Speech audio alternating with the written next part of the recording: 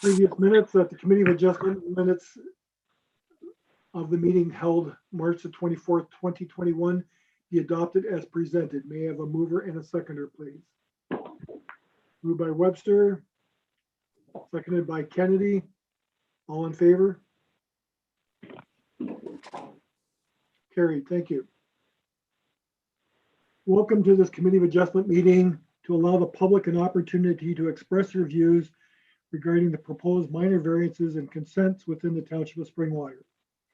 Each applicant and their agent, if applicable, will be given the opportunity to present their application to the committee and public.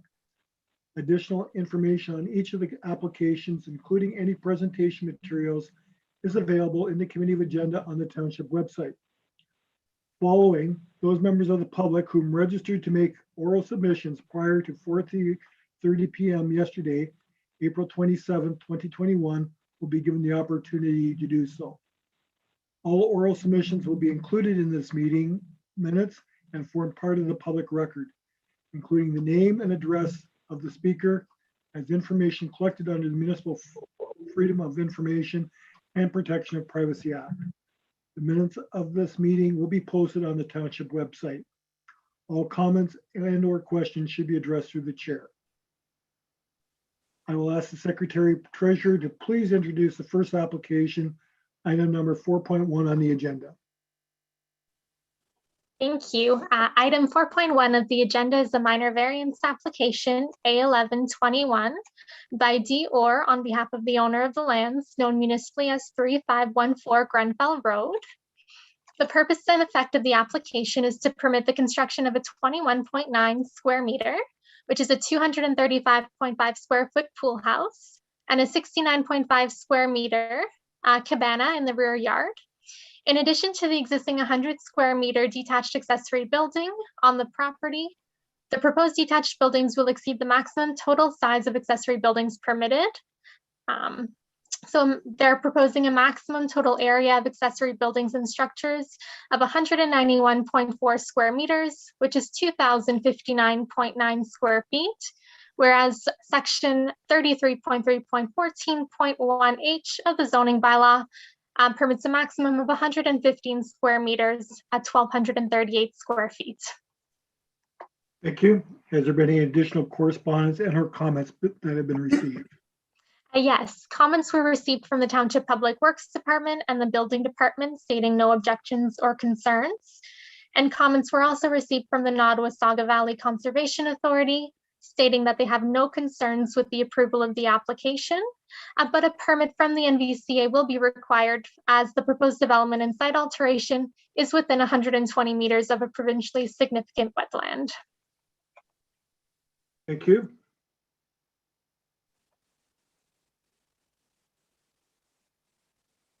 Can I please have the applicant and or their agent introduce themselves and explain your proposal, please? Dave or Ralph, one of the two of you, please. Good evening, Dennis. I'm Dave Orr.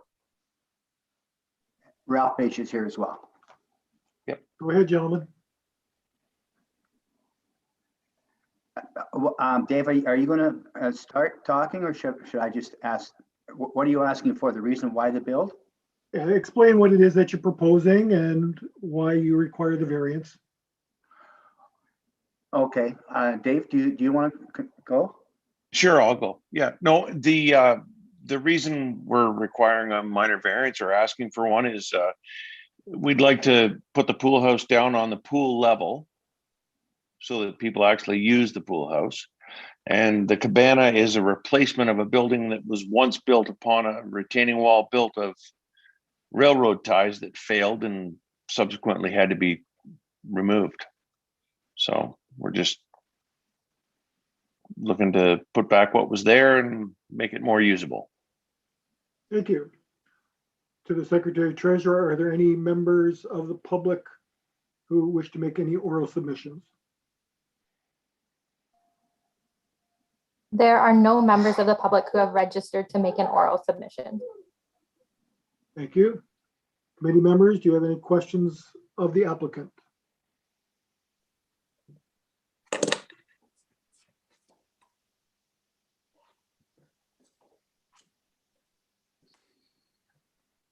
I see 2 noes. I see 4 noes. Thank you. I have a resolution then before me. I would assume that we're going to take the resolution that approves this. The motion for A 11/21, that the Committee of Adjustment, having given consideration to the applicable provisions, Section 45 of the Planning Act, the official plan of the Township of Springwater, characteristics of the land in question and its surroundings as addressed in the planning report on the application dated April 28, 2021, correspondence received and information presented at the hearing held on April 28, 2021, and the discussion on the matter, hereby approve application A 11/21 as applied for. All in favor?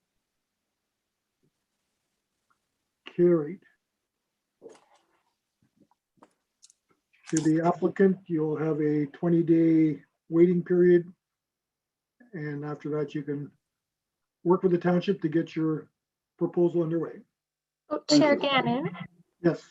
can I just get a mover and a seconder? Oh, I'm sorry. Didn't we not have a mover? Moved by Kennedy, seconded by Cooney. My Thank apologies. you.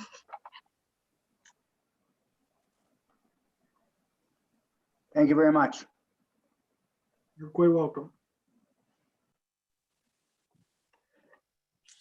Good night, David. Yeah, Ralph and Dave, you don't need to stay on. You can leave the meeting. Very good. Good night, Mr. Webster. Ask the Secretary Treasurer to introduce the next application, please. Item 4.2 on the agenda.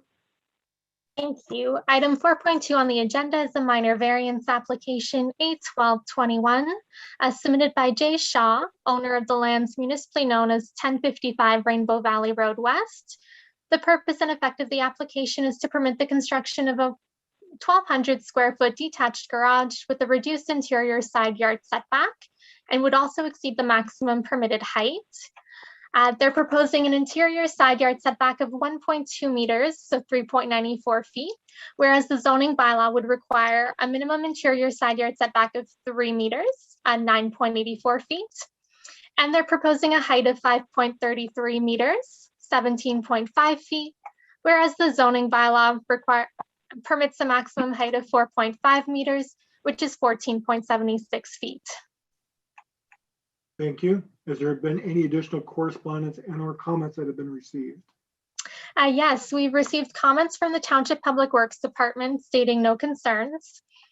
Comments were also received from the Township Building Department stating that the existing sewage system location would not be affected by the proposed accessory building. The proposed setback of 4 feet would, however, have an impact on the permitted opening and may require the applicant to amend the window sizes to meet building code requirements. This will be reviewed at the building permit stage. Building permit application for accessory buildings do not require a lot grading plan as part of the review process. The applicants would be responsible to ensure the grading and slab elevations will not impact neighboring properties. The applicant should consider soakaway pits, as limited grading options may be available on site due to the existing topography limitation. Thank you. Jared, do you want to go ahead and explain what it is that you're looking for, please? Hello there. Can you hear me? Go ahead, Jared. You're good. I'm just I'm looking for 3 feet higher of a building ultimately to get my equipment in. I have a small mini excavator. It's 12 and a half, 13 feet high. So the minimum requirements that were the bylaw was I wouldn't be able to get the equipment in there. So I went for a few feet higher, if that's what you're asking. Thank you. And the rationale to go closer to the property line? To be honest with you, I like the views of the farmer's field, and I was hoping that I could get it closer to the left so I can have the views of the field, to be honest. And because I'm zoned residential, agricultural, I'm not sure how that goes, but I know in Ant Mills, when I lived there, I was able to build 4.5, 5 feet from the property line. But here I'm zoned residential / agricultural, which is 10 feet. And I've talked to the farmer behind me and he was fine with the way it is. So I'm just actually following the tree line that's along the property. So I can have a basic view of the field. Thank you. To the Secretary Treasurer, are there any members of the public registered to make any submissions this evening? What are you doing, Tyler? Sorry, there are no members of the public who are registered to make an oral submission. Thank you. Committee members, do you have any questions of the applicant?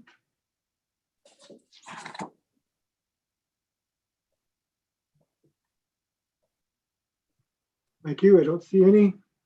I have a motion then for A 1221 that the Committee of Adjustment, having given consideration to the applicable provisions of Section 45 of the Planning Act, the official plan of the Township of Springwater, the characteristics of the land in question and its surroundings as addressed in the planning report on the application dated April 28, 2021. Correspondence received and information presented at the hearing held on April 28, 2021, and the discussion on the matter hereby approve application 8/12/21 as applied for. May I have a mover and seconder, please? Moved by Vanderwill and second by Webster. All in favor? Carried. Thank you. There's a waiting period, Jarrett, and you can talk to the township after that.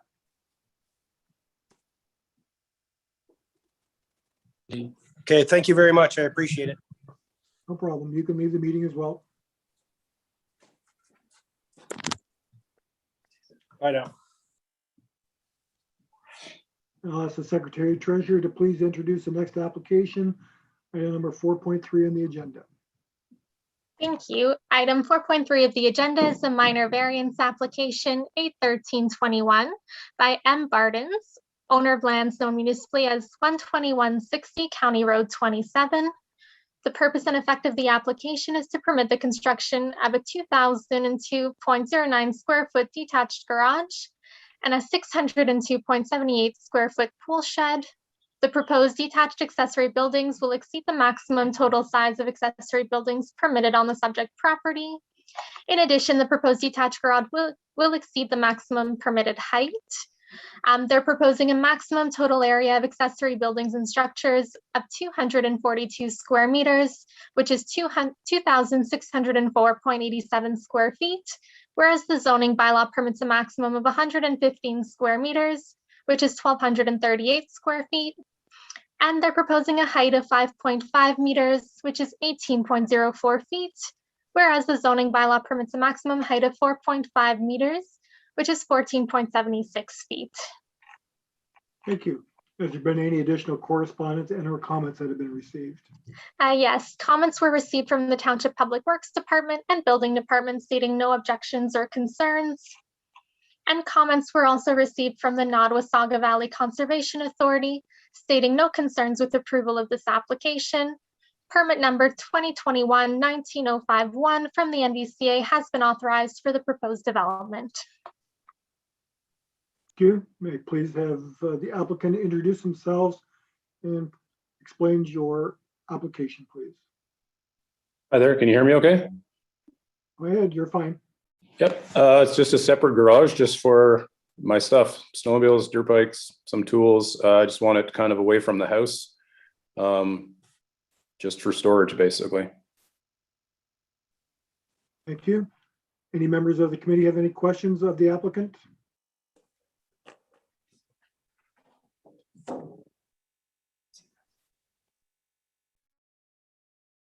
Mr. Webster, any questions? Thank you. Are there any members of the public registered to make any oral submissions? Thank you, Chair Gannon. There are no members of the public who have registered to make an oral submission. Thank you. I have a motion for A 1321. I'm on the right number, I hope. That the Committee of Adjustment, having given consideration to the applicable provisions of Section 45 of the Planning Act, the official plan of the Township of Springwater, characteristics of the land in question and its surroundings as addressed in the planning report on the application dated April 28, 2021. Correspondence received and information presented at the hearing held on April the 28th, 2021, and the discussion on the matter hereby approve application A 2021 as applied for. May I have a mover and a seconder, please? Moved by Cooney, seconded by Kennedy. All in favor? Carried. Thank you. There's a waiting period, Mr. Burdens, as you're aware. Thank you.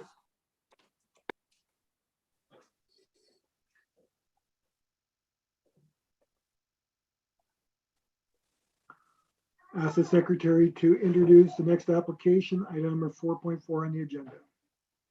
Thank you. Item 4.4 on the agenda is a consent application B0321 by Tika Wall of Innovative Planning Solutions on behalf of the owner of the subject lands, known municipally as 16 McFadden Drive.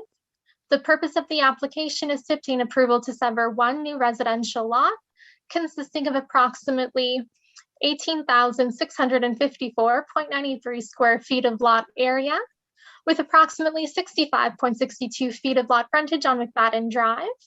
The applicant proposes to retain approximately 20,095.14 square feet of lot area, with approximately 25.3 meters, 83 feet of lot frontage on McFadden Drive, containing a single detached dwelling.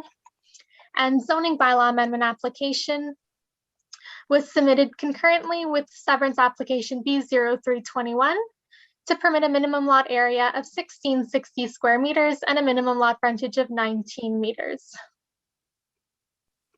Thank you. Has there been any additional correspondence or comments that have been received? Yes, comments were received from the Township Drainage Superintendent, confirming that the property located at 16 McFadden Drive is not assessed into any municipal drain. Therefore, no condition under the Drainage Act would be required. Comments were received from the Ministry of Transportation stating that they have no objection to the reduction in frontage and wants to be included in the severance process and want the landowner to know that MTO permits may be required before building any structure on the site. The Township Public Works Department and Hydro One has no concerns. The Township Building Department provided comments as follows. As indicated in the reports already provided by staff and the applicant may need to relocate the existing sewage system to contain within the proposed retained portion.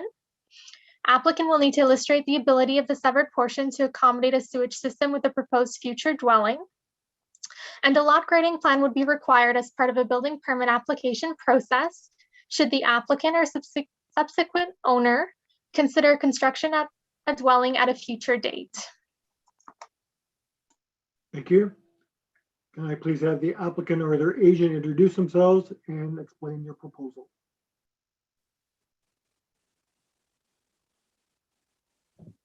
Hi, everyone. My name is Tyler Kaywall. I'm here with Innovative Planning Solutions as the planner representing the applicant for, of course, this property municipally known as 16 McFadden Drive in Hillsdale.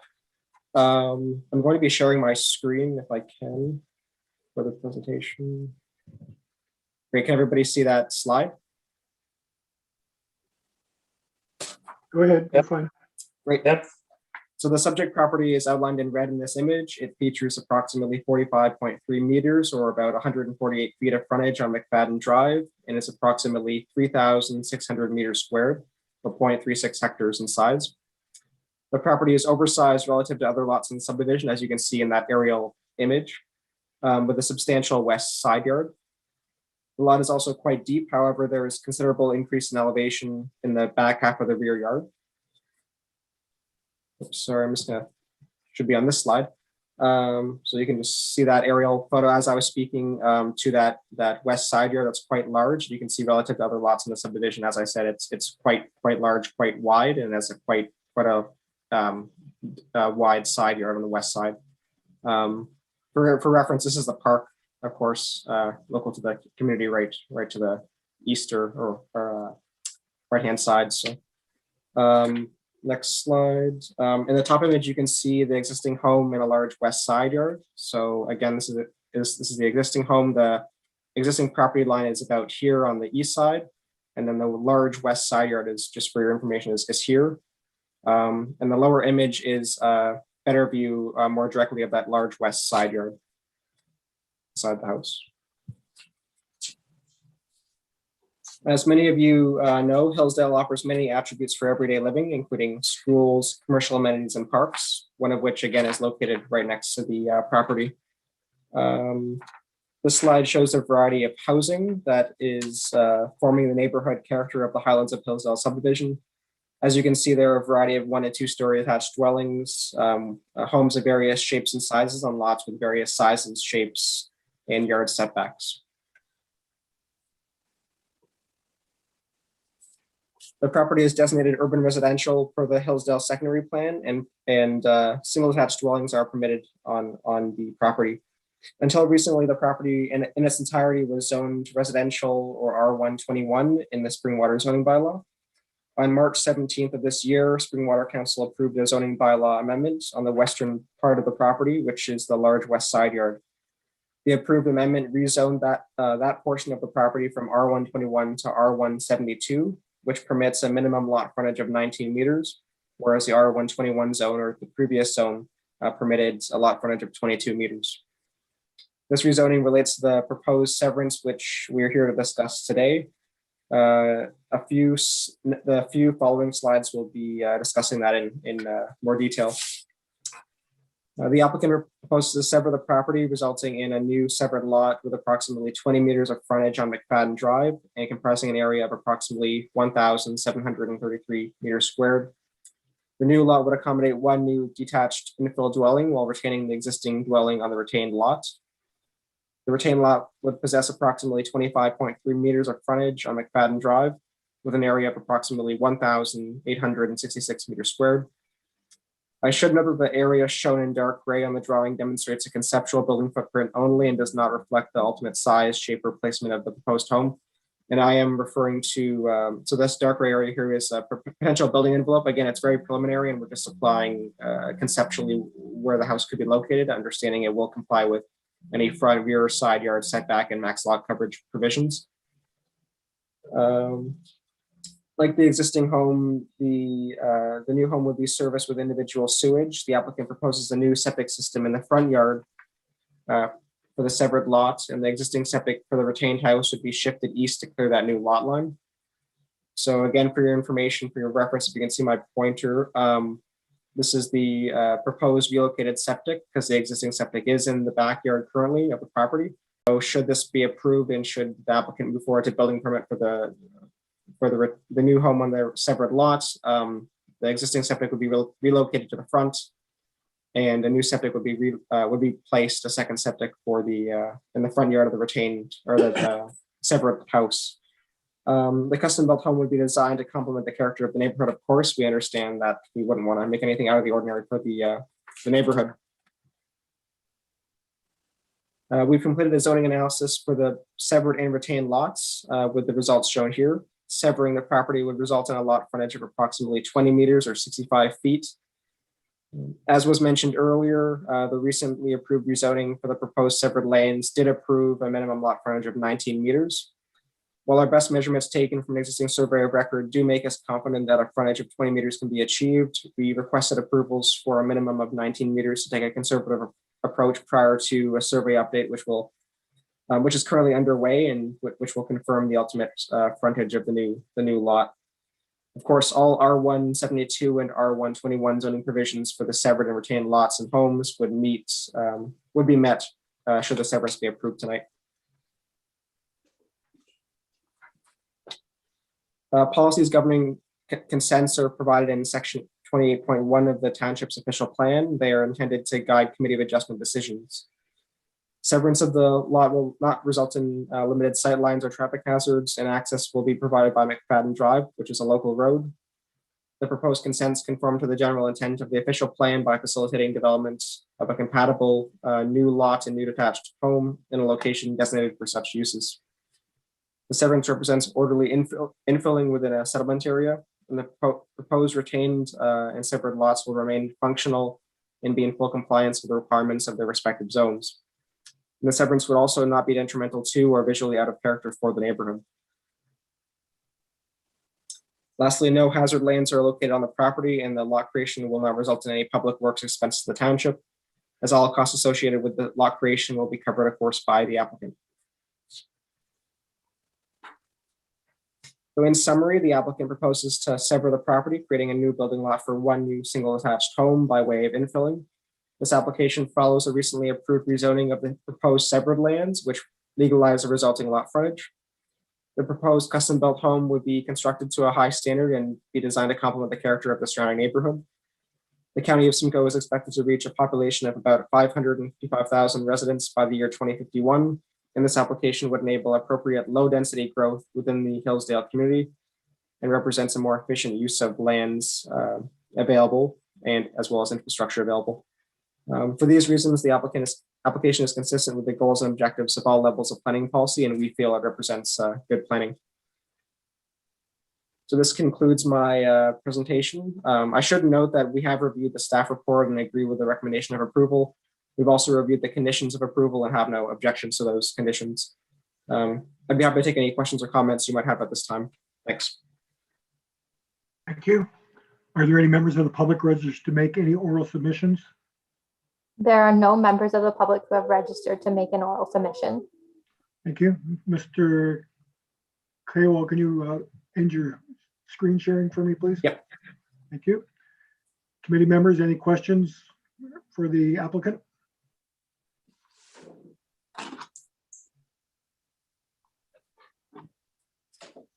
Go ahead, Mr. Webster. Sorry, I'm having a problem with my mute button. And then I forget about it. I wonder if I could get Planner Belcourt to just run through the official plan amendment where we went from 22 meters to 19. Is that about new development or is that about infill such as this? I'm not sure I'm clear on that. Through you, Chair Gannon, to Member Webster, I'd like to defer this question to Director Spagnol, as this was not my application. Go ahead, Director Spagnol. Thank you, Chair Gannon. I think I just would like some clarification from Committee Member Webster as to the nature of his question. Is he referring to the zoning bylaw amendment that was submitted by the applicant and that received approval for the reduced frontage? Yes. Okay. Committee Member Gannon, there was an application that was submitted by the Innovative Planning Solutions to council, which applied for the reduced frontage that is currently before this committee tonight with respect to the subject lands. So in essence, what has occurred is council has considered the zoning bylaw amendment to reduce the lot frontage as described by Mr. Kaywall. And that lot frontage from a zoning perspective is currently in effect as per zoning bylaw 5000. Any follow up there, Mr. Webster? Go ahead. Thank you, and through you to Planner Spagnol. I'm hearing you.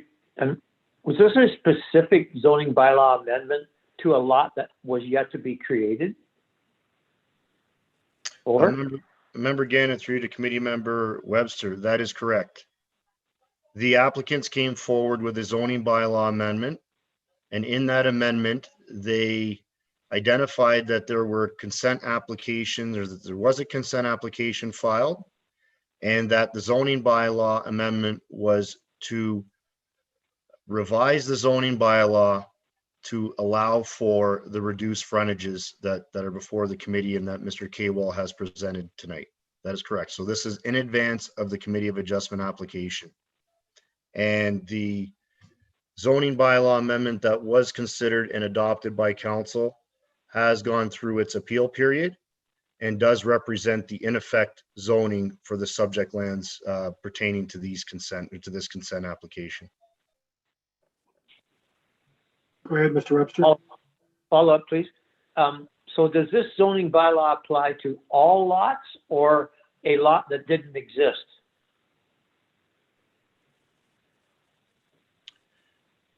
Through you, Chair Gannon, to Committee Member Webster, this zoning bylaw amendment only applies to these subject lands. So it's on a site-specific basis, and it was applied to facilitate the consideration of these applications. This application, That's correct, yes. not these applications, this one specifically.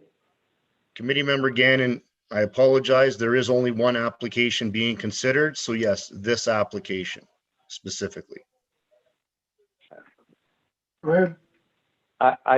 I'm curious though, could that zoning bylaw amendment apply to any or other lots that are yet to be proposed? Through you, Chair Gannon, to Committee Member Webster, no, the zoning bylaw that was approved only applies to this property and the lands proposed to be severed. So it was a site-specific rezoning. Go ahead. What happens if committee doesn't approve this? Through you, Chair Gannon, and Committee Member Webster, at that point, it really does depend on the applicant as to whether or not they would want to appeal the decision of the committee before LPAT, or the applicant could simply walk away and accept the refusal. Go ahead. Thank you, Chair Gannon. I'm curious if any other members of the committee are familiar with this process where a council approves a zoning bylaw amendment on a lot that doesn't exist. Any other councilors, any other committee people could reflect on that for me? Go ahead, Patty. Thank you, Chair Gannon. This is unique in my experience, and I would ask a question to the Director of Planning. Has this happened in the municipality previously? And if so, when?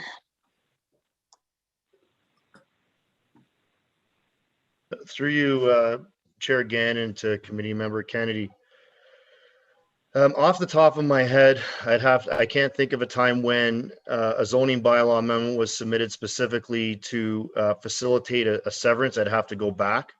However, what I will state is that the applications came in for zoning bylaw amendment. The applicant was forthright in that they had applied for their severance, my apologies. And in making the decision with, as far as council's decision and the consideration of that application, it was very clear that the zoning bylaw amendment was intended to introduce a reduced lot frontage. I would have to go back historically to see specific in the name specific applications where there have been zoning bylaw amendments submitted ahead of time. There is one that is in process actually as we speak, now that I think about it, and it's related to the Walton lands that are located within the Midhurst settlement area, where in effect the required zoning is needed in order to establish the land use classification and to identify and nail down the lot frontages and lot areas. So there's one specific example within Midhurst that is currently underway and that went to a public meeting. I'm sure that I could go back and find a few more. It's just they're not all coming to me at the top of my head right now. Thank you. Any other questions from anyone? Go ahead, Patty. Thank you, Mr. Chair. Again, to Director of Planning. So the application that you just referenced in the Midhurst secondary plan, is that a draft plan of subdivision? Are those lots already created and are just looking for rezoning, or is that a zoning application specific to a draft plan of subdivision that hasn't been built, it is still in the planning and engineering stages? Through you, Chair Gannon, to Committee Member Kennedy, that application is a specific application where there were severances that were deferred pending the establishment of official plan designation within the settlement area of Midhurst. So the lots have not been created yet. They are deferred applications that will have to come before the committee at some point in time. However, the zoning bylaw amendment sets the land use classification and the land use requirements. Therefore, the applications are being held in abeyance until such time as the zoning is in place. As I sit here, I'm thinking of another instance where zoning bylaw amendments were permitted prior to severances coming forward. Committee will remember Vesper Valley 3 development, whereby there was consent applications that were submitted after the zoning had been established to provide for the permitted uses for residential development.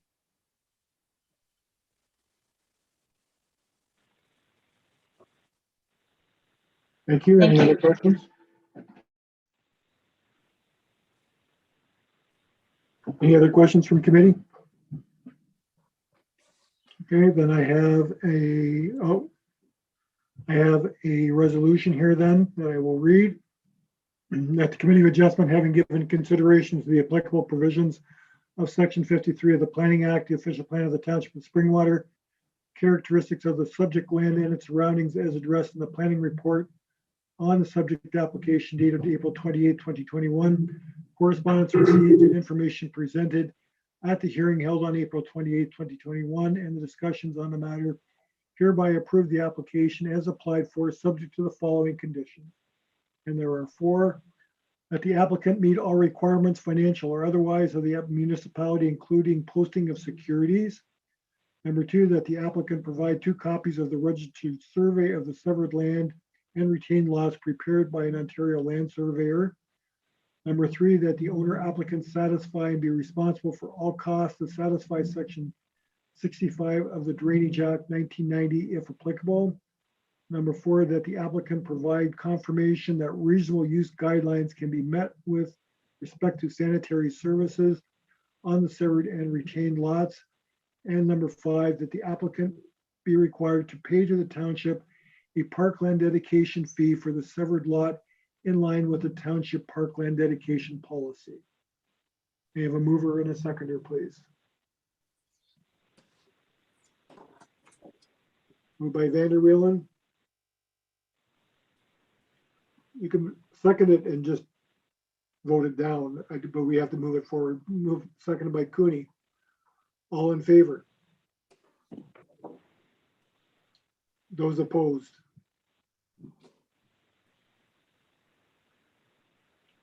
Two opposed, 1 absentee, and okay, so we have, let's go over this again. Those in favor, Vanderwielen and Cooney, is that the way I'm reading this? Those opposed, Kennedy and Webster. Okay, I'm siding with the approval. Carried. Thank you. Thank you.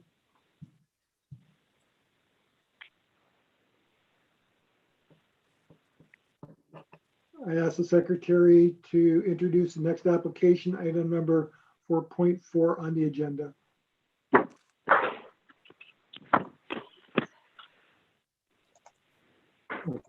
Thank you. Item 4.4 on the agenda are consent applications B0421, B0521, and B0621 by MHVC Planning on behalf of the owner of lands known municipally as 86 Mill Street East. The purpose of the application is to obtain approval to sever 3 new residential lots. The applicant proposes to retain approximately 7.11 acres of lot area with approximately 41.7 meters, 136.81 feet of lot frontage on Mill Street East. Lot 1 would have a frontage of 28.3 meters and a lot area of 1,392.6 square meters. Lot 2 would have a frontage of 28.3 meters with a lot area of 1,395.3 square meters. And lot 3 would have a frontage of 35.7 meters and a lot area of 1,767.4 square meters.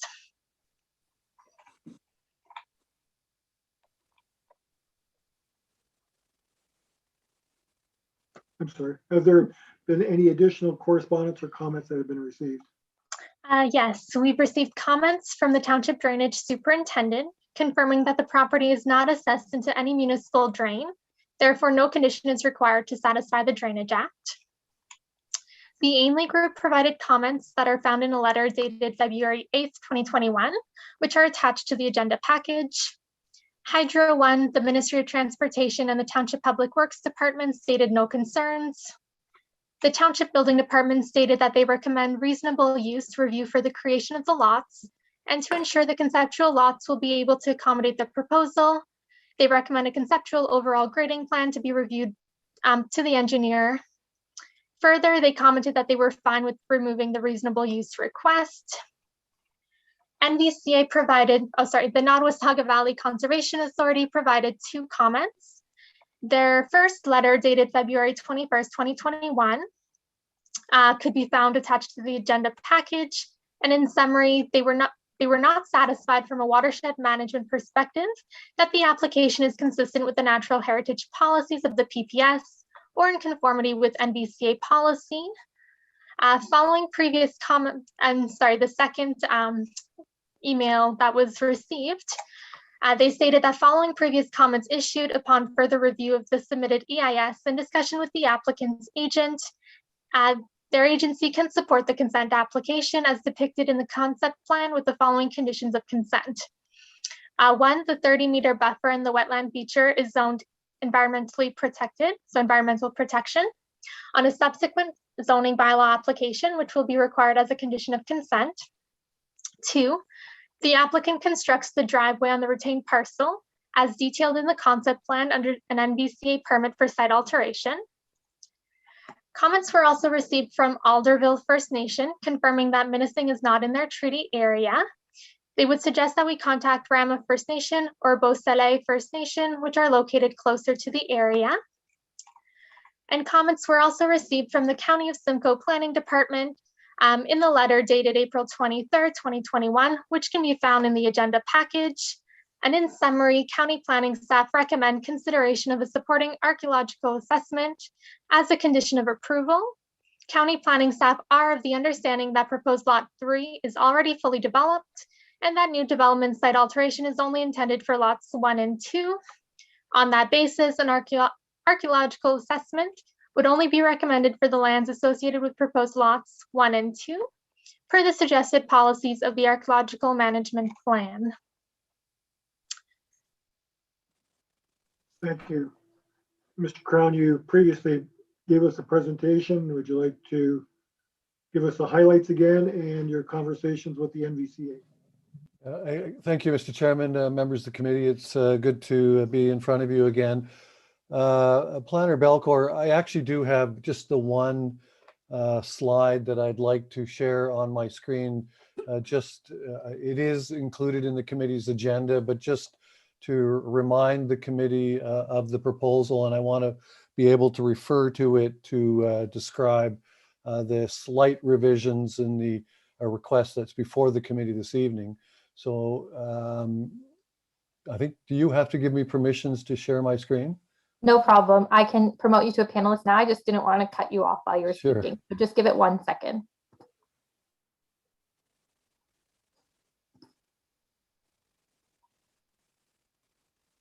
Perfect. You should be able to share it now, Wes.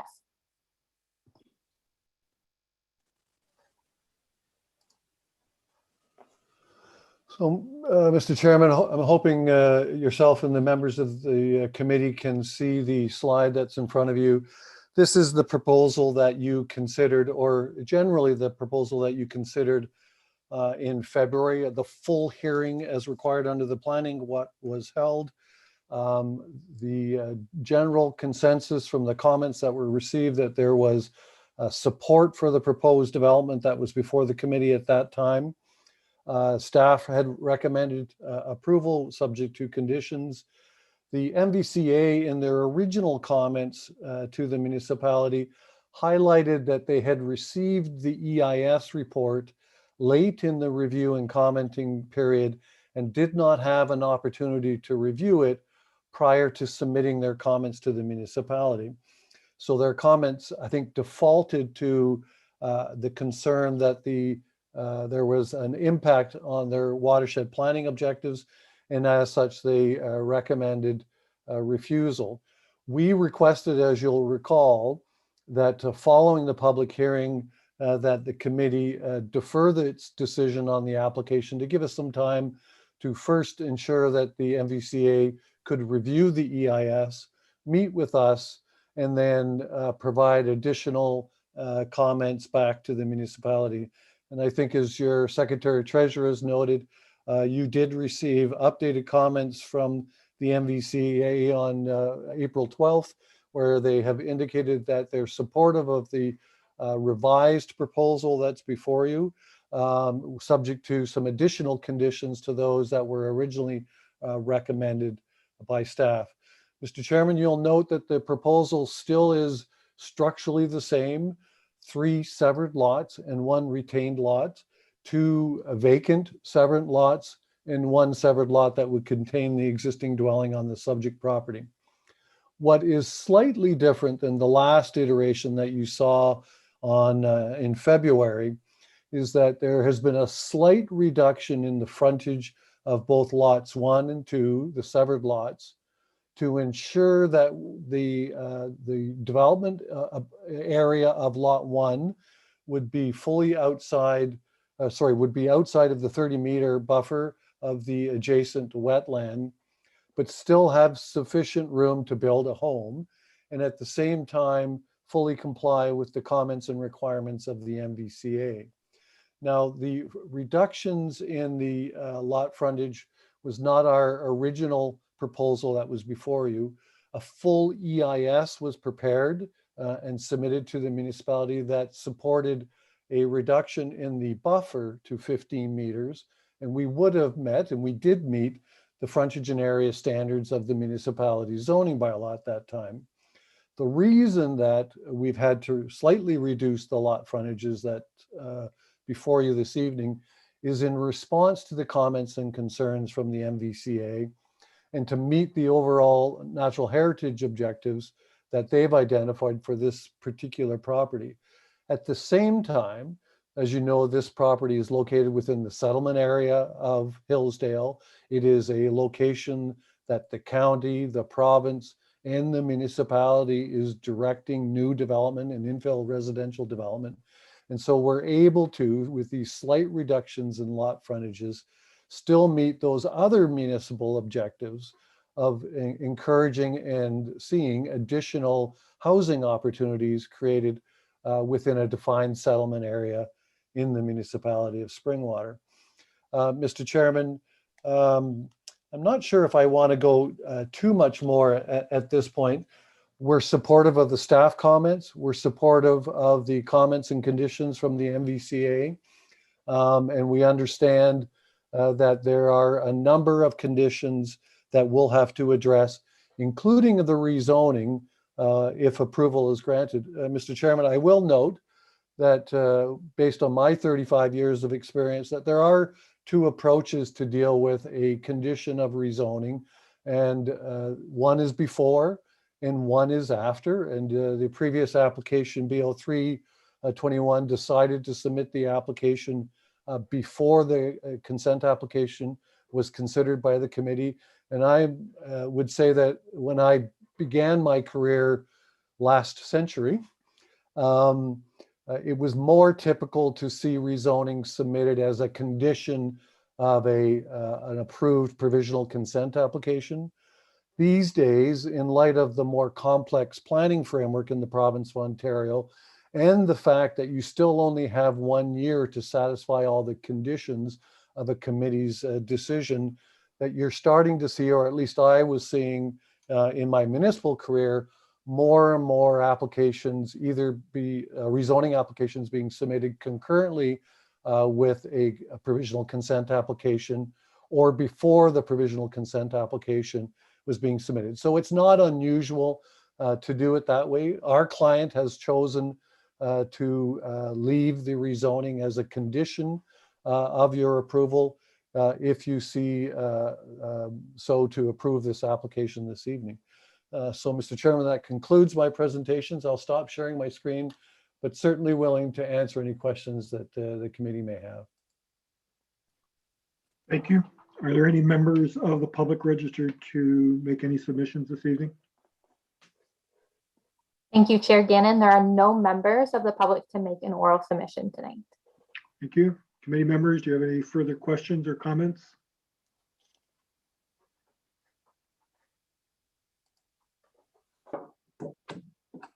I see none. I have a motion then for B0421, B05/21, and B06/21. There are 10 conditions here.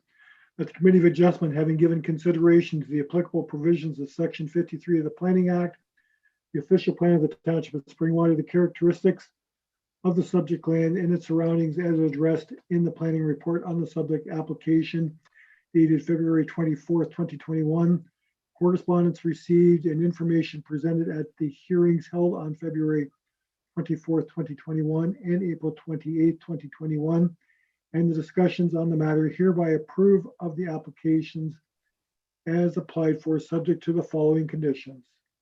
Number one, that the applicant meet all requirements, financial or otherwise, of the municipality, including posting of securities. Number two, that the applicant provide 2 copies of the registered survey of the severed and retained lots prepared by an Ontario land surveyor. Number three, that the owner applicant satisfy and be responsible for all costs to satisfy Section 65 of the Drainage Act 1990 if applicable. Number four, that the applicant provide confirmation that reasonable use guidelines can be met with respect to sanitary services on the severed and retained lots. Number five, that the applicant be required to pay the township a parkland dedication fee for each new lot in line with the township parkland dedication policy.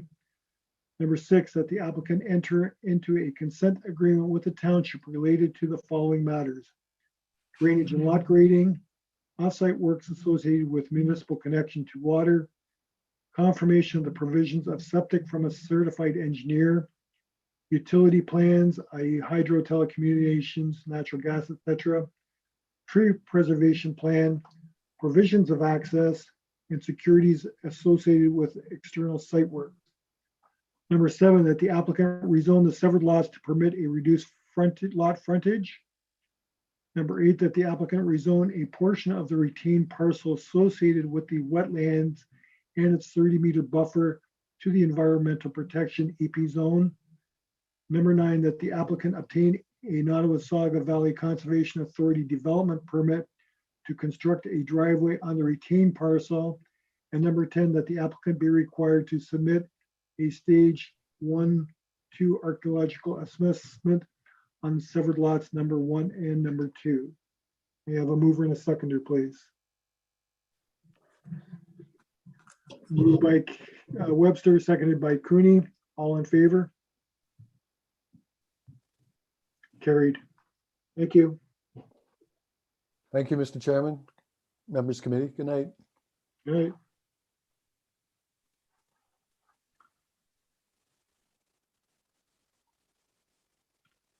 We move on to correspondence and action items. May I have the Secretary Treasurer introduce item 5.1 on the agenda, please?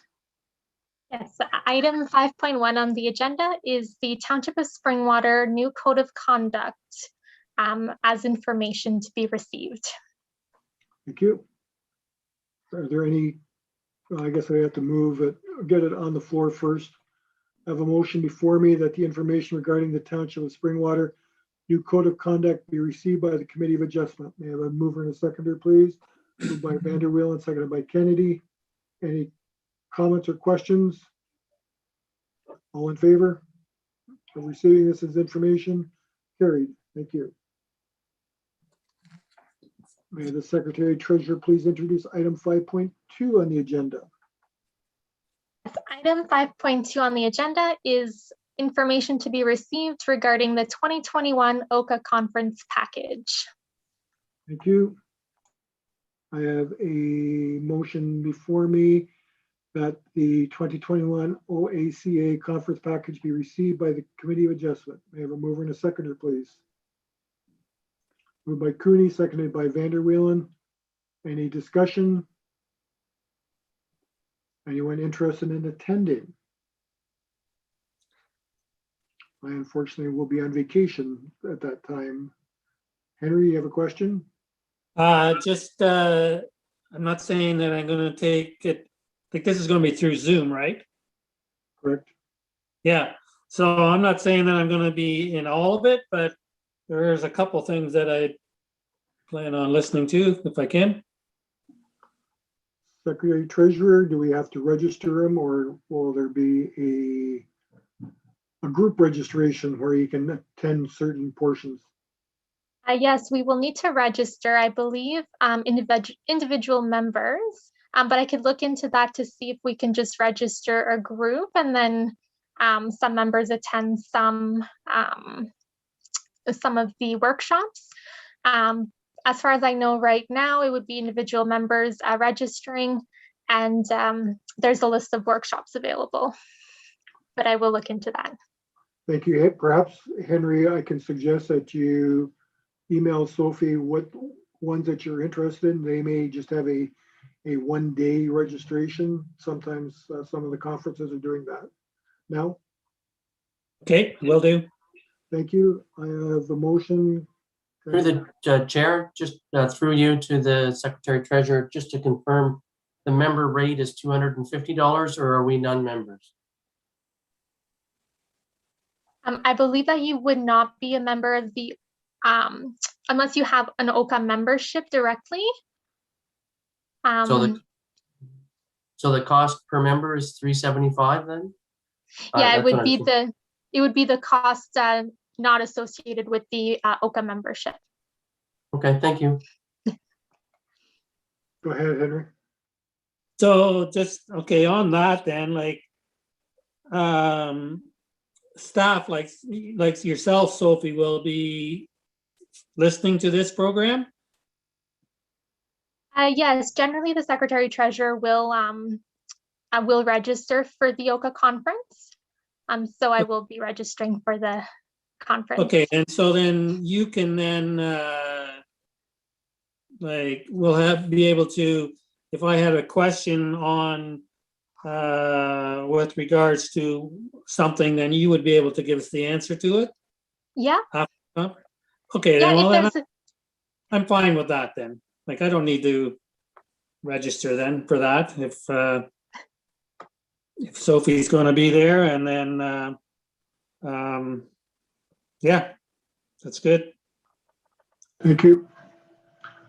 Can I have a motion? Can I have an approval, please? All in favor? Carried, thank you.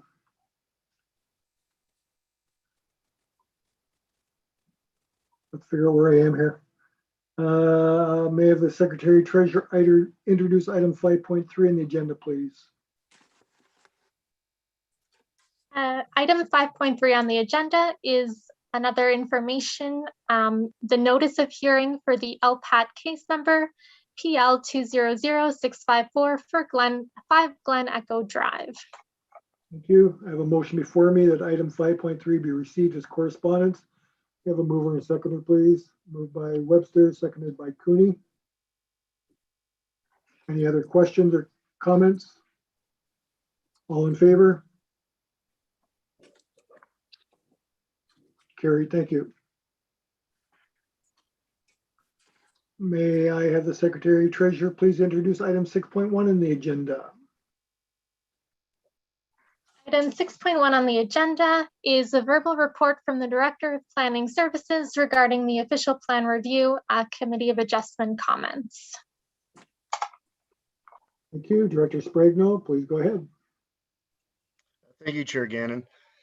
Staff just wanted to circle back to the committee just after the last meeting where the discussion ensued regarding the official plan amendment process, specifically the background studies that were presented as part of the stakeholder outreach. The reason for staff reaching out is staff would like to have a conversation with the committee regarding hot topics that the committee feels should be considered through the official plan review. And the purpose of this would be to include that discussion regarding the hot topics with the comments that have been received to date regarding the background studies that were submitted as part of the stakeholder outreach. So I think this is more of an open discussion, where staff can provide some answers and some information to committee members, but also just to come back to the committee just to see if there are any hot topics that are outside of the background studies that were presented as part of the stakeholder outreach, so that we can include those in the committee's comments for adoption at a later date, or for receipt at a later date by the committee. The floor is yours. Staff are here to answer any questions that the committee may have, and also to take notes just to confirm whether or not there are any hot topics that the committee feels the official plan review process should consider prior to the drafting of any new official plan policy. Thank you. Floor is open if there's any questions or comments.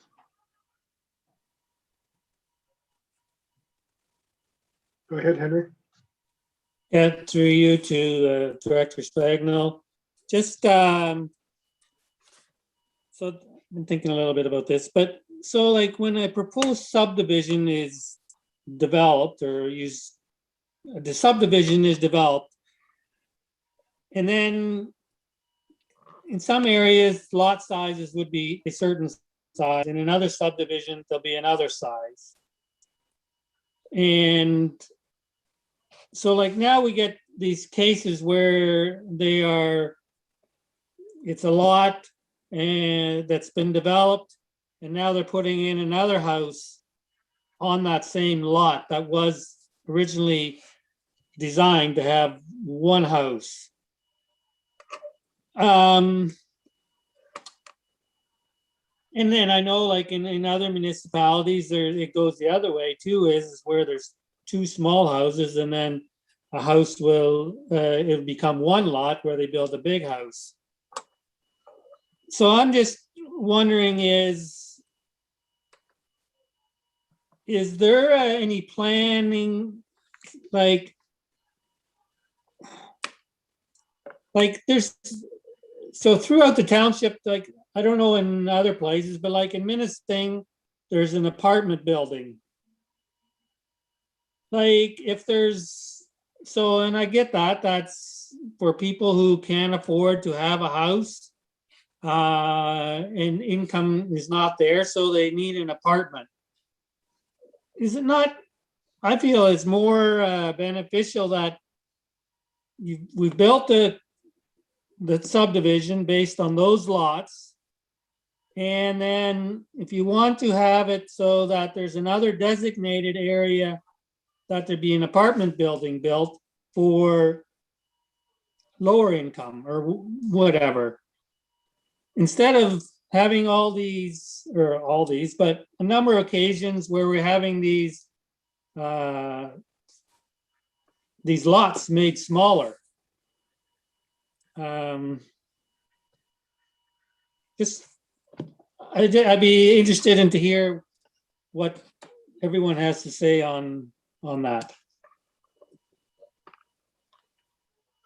Chair Gannon, I think from planning standpoint, a lot of the direction coming from provincial policy, and I know that the committee's heard this, and a lot of the direction coming from provincial policy directs growth in general terms to settlement areas.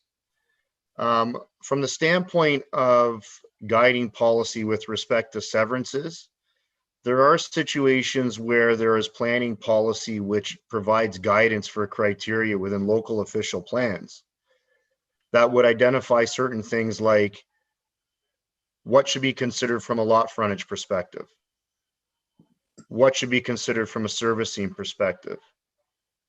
How do you deal with built form and the character of the community when we're dealing with, infill severances and things of that nature?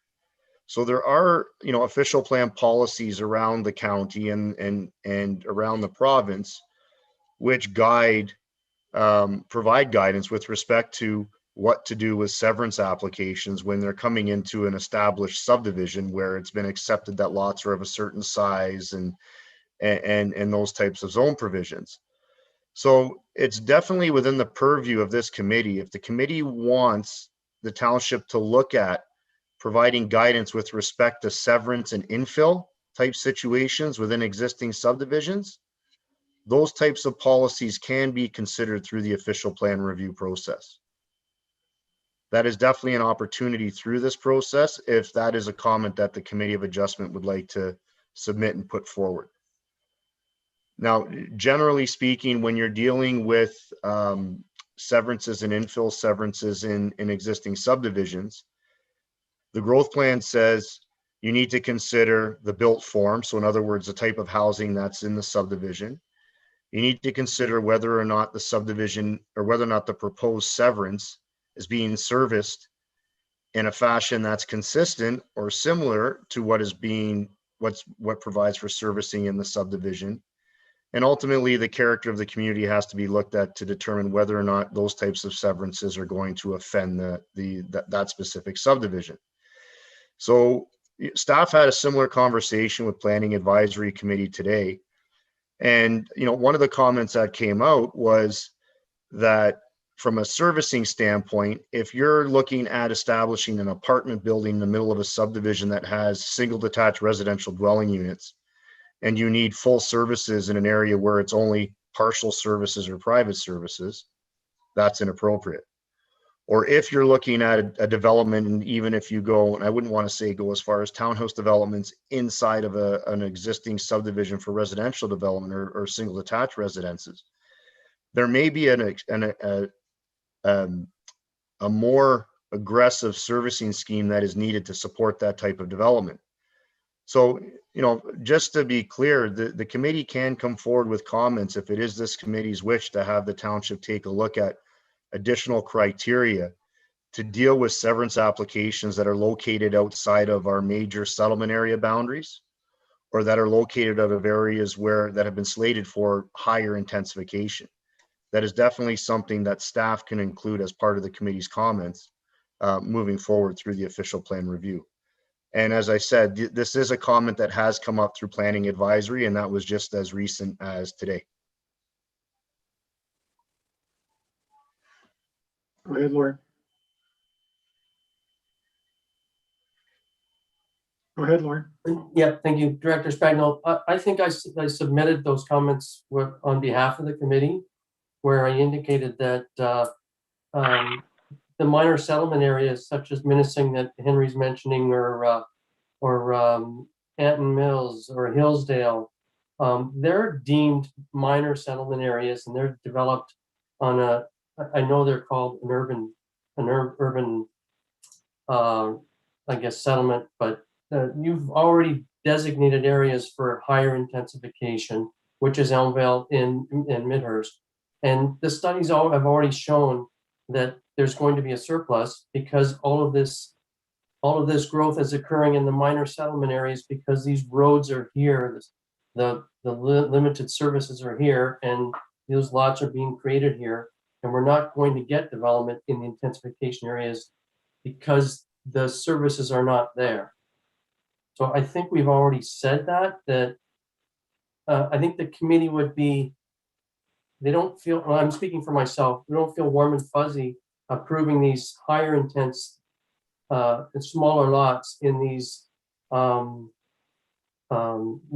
residential communities where there was full municipal services, and I mean sanitary, water, stormwater, sidewalks. There's nowhere for these kids. We're adding more people to the streets and there's no sidewalks for them to get through here. We're having all kinds of problems with speed on these roads. And here we're adding more lots and more cars. And I think I'm speaking for myself, I'm not sure about the other committee members, but these minor settlement areas, creating further lots should only be done as infill when those lots comply with the current zoning bylaws.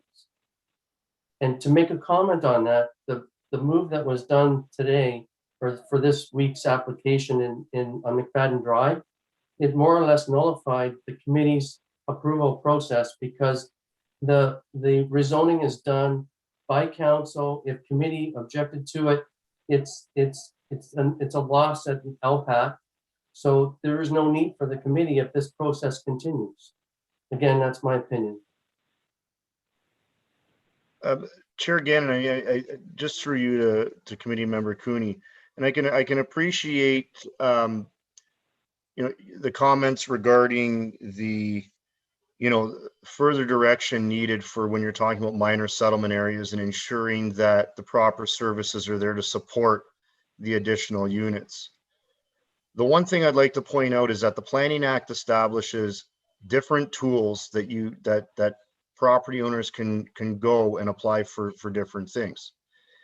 The order of those applications is not spelled out specifically within the Act. So although I can understand and appreciate that it almost seems as though that the applicant has now circumvented the committee's jurisdiction to determine whether or not the severances are permitted. However, it needs to be understood that a zoning bylaw amendment requires a public process, whereby that public process, where there's circulation to residents within that immediate community.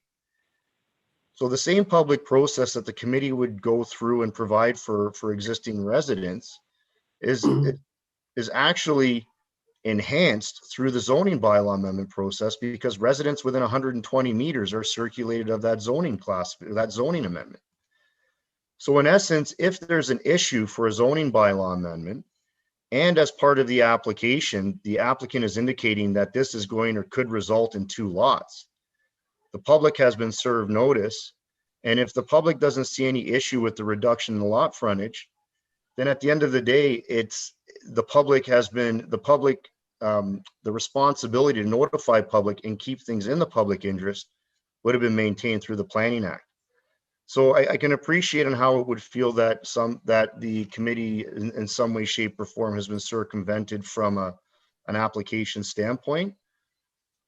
But I do think that when a zoning bylaw amendment has been done properly through the public process and provides the opportunity for public meeting with a greater circulation, it is ensuring that interests relevant to that existing community, that immediate community, are being considered. That is if there's comments that are provided through the process.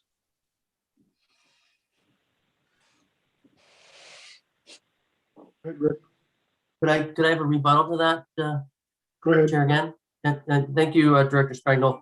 And in that regard, could the rezoning application approval not be conditional upon the applicant also achieving Committee of Adjustment approval? So that if everything falls into place, the committee agrees with it, then the rezoning is approved and committee instead of tying the hands of committee?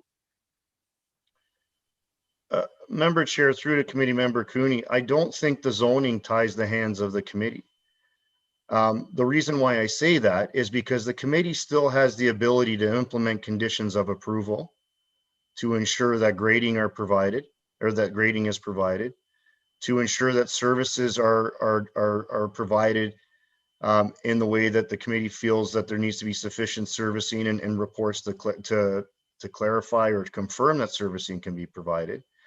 Where the committee's powers, to require and impose conditions are still there. It's just at the end of the day, no different than when there's an official plan designation in place that establishes the framework and the guidance that needs to be considered for these applications. It's the establishment of the zoning provisions. So in essence, the committee's hands are not tied, because the committee's decisions are based on whether or not the application complies with the zoning bylaw. And if under the Planning Act, the proper public process has been facilitated, then at the end of the day, the zoning provisions are in place, but the committee still has the same powers that it had even prior to the zoning. So to my mind, it's not necessarily taking away the powers of the committee. What it's doing is it's providing the provisions that the committee has to consider as part of zoning provisions, as part of its consideration for consent under the Planning Act. So it is working within the process, and I would not say that it's taking away the powers of the committee.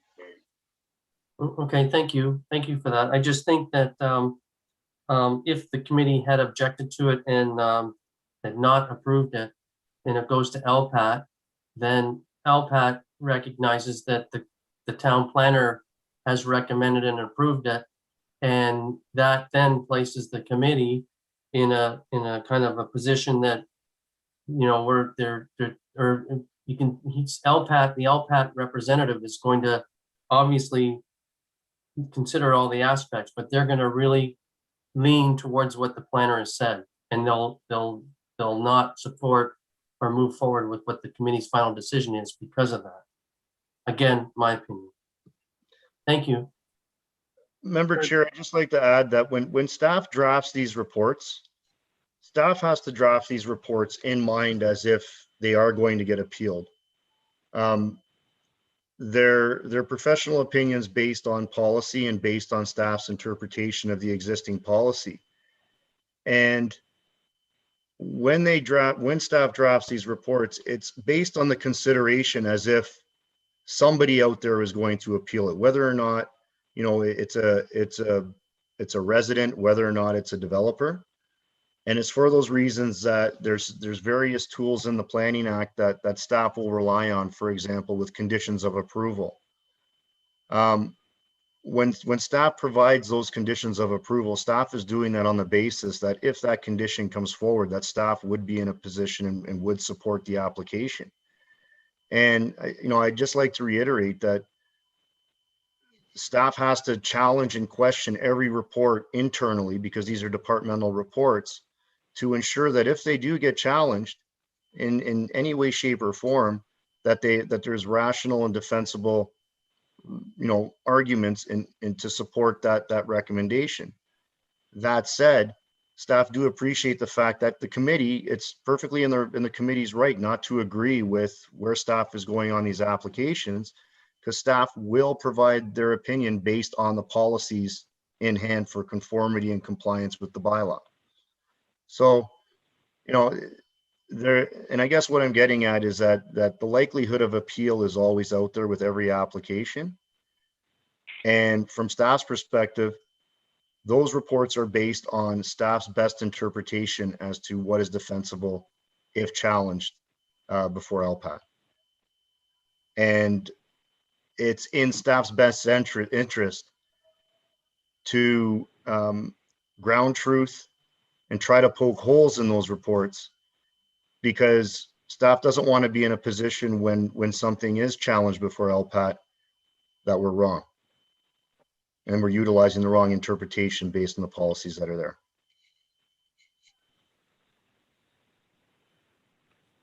Thank you. Rick, did you have some questions or comments? Yes. The logic of that, the logic of having a bylaw amendment on a product that doesn't exist eludes me.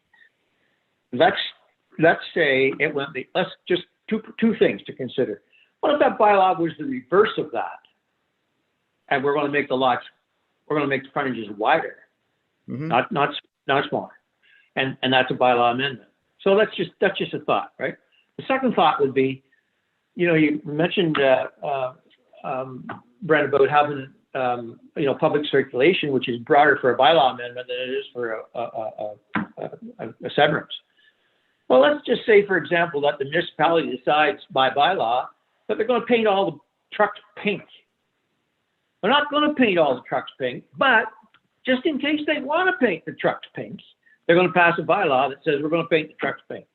And essentially, when the bylaw comes forward to council and they say, well, that lot doesn't exist yet, but in the eventuality that it does, let's make the bylaw now. So that logic is the same. It's a lot that doesn't exist. It's pink trucks that don't exist, but if we might want to paint them pink someday, so let's pass a law here that says we can paint them pink.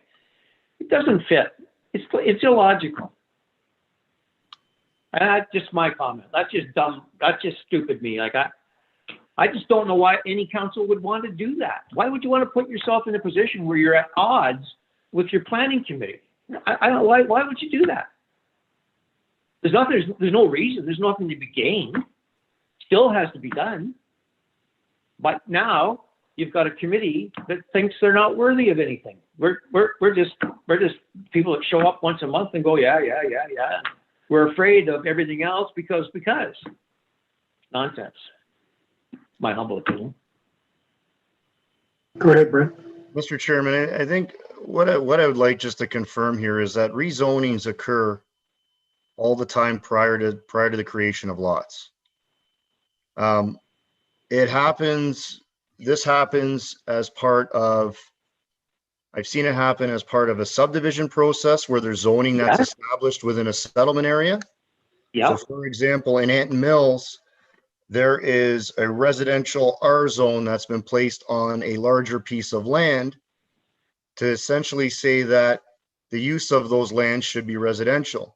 That is ahead of any severance application or ahead of any subdivision application. In addition to that, there have been instances, Mr. Chairman, I can point to the Wilson property that was subject to severance applications. And I can also point to an existing subdivision that actually went to a public meeting, I think a month ago. In essence, what happens is sometimes the zoning for those subdivisions get established or that development gets established ahead of time with a follow-up application to sever and create the lands. Now, it may not be under consent, but the land use classification has been established to establish the type of development. In those cases, it's residential. I have seen instances, for example, where the zoning has come in to provide for wider lots. And in those cases there, it's to avoid splitting up lots into smaller pieces. So just to note that the order of the zoning or any of the Planning Act applications, aside from the official plan amendments that are needed to set the principle for development at a high level, the order of whether or not it's a zoning bylaw amendment or whether or not it's a subdivision or a consent, it's not specified in the Planning Act as to when one should come forward or when one shouldn't. Brent, this lot is, this is infill, this is consent. Mr. Chair, consents and infill. Consent is the application to sever lots. Infill is the type of severance that somebody is going to come in with. So again, in these instances, I've also seen applications where zonings have come in for larger pieces in Hillsdale, where the applicants come in and severed off the lots at a later date. Again, the order of the application, it is not specified in the Planning Act. And really it's the applicant's ability and right under the Planning Act to go and establish the land use classifications on the property ahead of creating a parcel. Well, maybe on subdivisions and that type of thing. But I can also tell you, mentioned the subdivision south of me. I think it's on the north, just north of Binney. I don't know what it's called now, but I think it's Fernbrook Homes that's developing it. That property, when the original development came in, was to be LID, which was curb and gutter, and they asked to not do curb and gutter, to do open ditches, and the municipality abandoned that and said, yeah, you can have open ditches. Doesn't seem that there's any rules that the municipality wants to stick with. Mr. Chair, from a planning's perspective and from the municipality's perspective, there's always pressure from the development community to do things in different ways. So the standard of whether or not we're using LIDs for a subdivision or whether or not we're going full urban cross section, that's an engineering consideration that gets brought into the subdivision agreement process. Staff gets pressured on a number of occasions where you've got new subdivisions that are being located throughout the municipality where the proposal is to come in with a rural cross section, which is, the engineers on the committee will know, and Mr. Webster and everybody will know that that's ditches. And essentially there's, ditches carrying water to an outlet, and that's about the end of it. In those situations, the ability to provide sidewalks and things of that nature get pretty much taken away because you've got ditches and whatnot contained within the road allowance. The Estates of Anton Mills property actually, from my recollection, considers a hybrid where there's LIDs and there's also some form of stormwater management to carry the water away where possible. But again, the issue that we run into with LIDs is whether or not the soils and the site conditions are conducive to provide for LIDs. Now, I would respectfully submit that the consideration of LIDs and those engineering considerations don't necessarily get picked up through zoning bylaw amendments. They're picked up through your engineering standards and through the detailed design that goes along with the subdivisions. From a consistency standpoint, it's tough to maintain one consistent approach with respect to LIDs because not all sites are the same.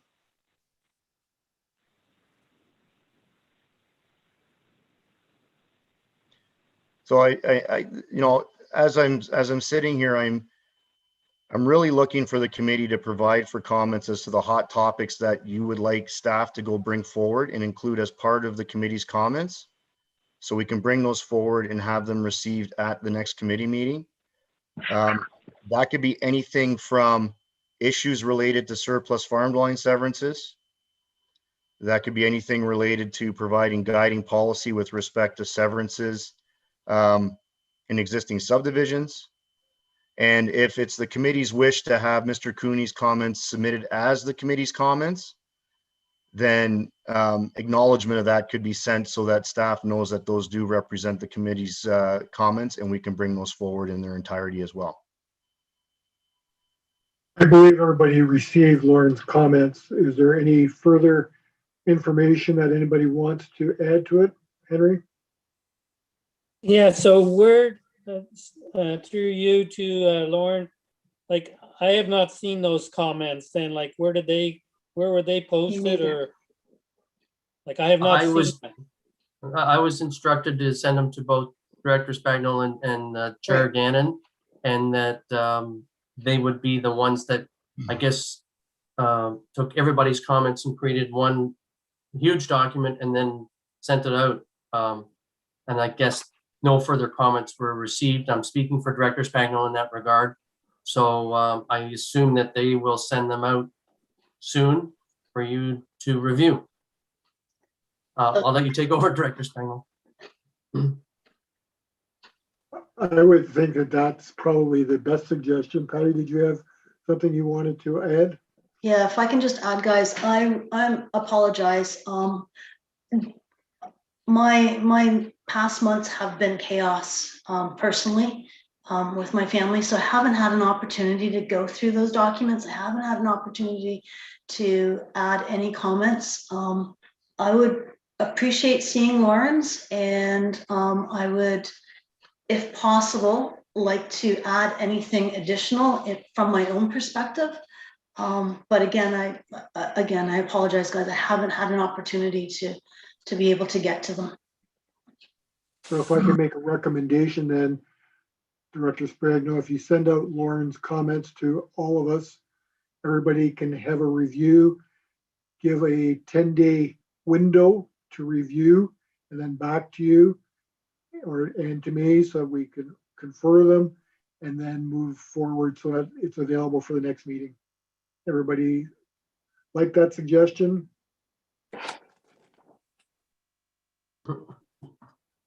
Mr. Webster, you okay with that? Thank you. So, Thank you, Chair Gannon. Okay. Thank you. So I have a motion before me that the information regarding the official plan review process is received by the Committee of Adjustment. May I have a mover and seconder, please? Moved by Henry Vanderweel and seconded by Patty Kennedy. All in favor? Carried. Thank you. Is there any other business to discuss this evening? Go ahead, Henry. I'd just like to say thank you to for having this discussion, because I'm just a farmer and I learned a lot here tonight, and it's good to have this cross section of information. So I really appreciate it. Thank you. Chair Gannon, just through you to the committee members, and I think what I'd like to also just, if any of the committee members have a question about anything to do with the official plan review, anything to do with the applications, feel free to shoot me an email. and I will be available to answer any questions that you have. Understanding in the times that things aren't as accessible as we would like, but I will be forwarding off my cell phone number to committee members so that you have an opportunity, you have the information needed to contact me if you have any questions regarding any of the things that we're looking at. I appreciate the discussion tonight, and I thank you all for all your work. Thank you. Go ahead, Lauren. Sorry, Director Spagnol, I just wanted to thank you again too for, I clearly understand what staff go through on all the applications. A lot of that stuff in my previous career. I'm just wondering if the reports could be modified as to provide facts and opinions instead of the word recommended in the reports. And I see you're grinning, but I'm just hoping that special word goes a long way in a lot of these applications, and only for consideration. Thank you. Go ahead, Henry. Oh, sorry, that I didn't mean to do anything there. Okay, any other comments? Anything else to discuss? Not seeing any, they have a motion that the Committee of Adjustment meeting held on April 28, 2021 now does adjourn at 8:31 p.m. I have a mover and seconder. Moved by Vanderwellen, seconded by Cooney. All in favor? Carried. Thank you. Thank you, Sophie. Thank you, Brent. Appreciate everything that you've done. Good Thank night, you, everyone. ladies and gentlemen. Good night. Have a nice evening. What's left? Good night.